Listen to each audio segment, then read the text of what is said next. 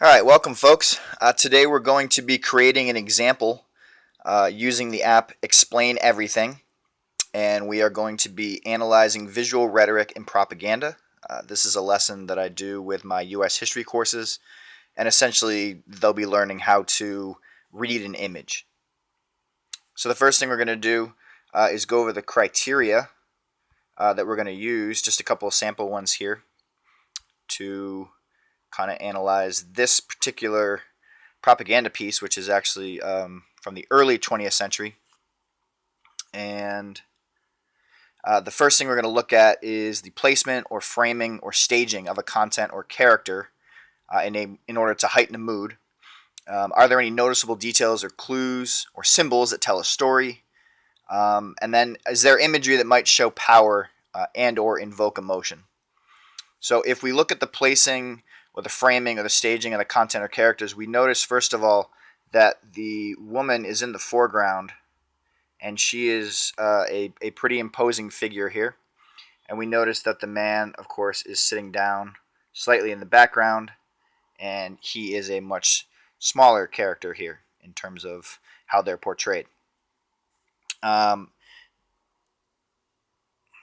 the woman also appears to be leaving. You can see that she has her back to him. And those are the two biggest things that we see right away, kind of in terms of placement or framing. When we look at details or clues that tell the story, the first thing we notice is that on the bottom of the paper is actually a title, and of course it says Election Day. So I'm going to circle that here. That's a pretty major clue in terms of context. The other thing we see from a textual standpoint is the sign on the wall that says Votes for Women. And so those are two pretty big signs. And then, of course, there is actually a stamp on this one that says, I think it says January 1902. And so we're going to circle that one. When we look around for clues or symbols that tell a story, one of the things we can see, of course, is that there are some crying babies. That's kind of a red flag, right, in any image. And, of course, we can also see that there is a broken plate on the ground.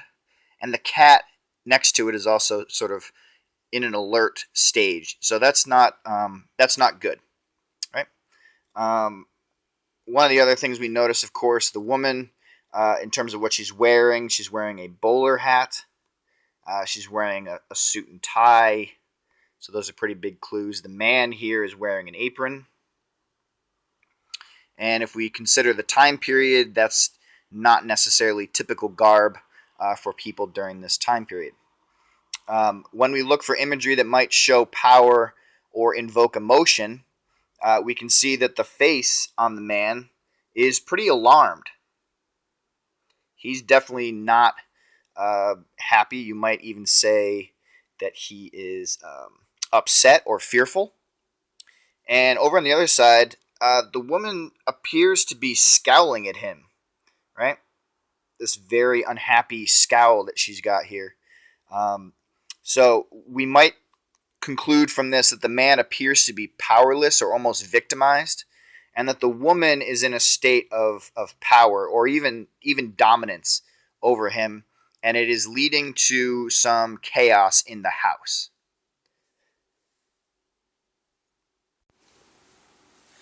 Okay, now that we've made some observations, we're going to try to make some conclusions based on what we think is happening in these images.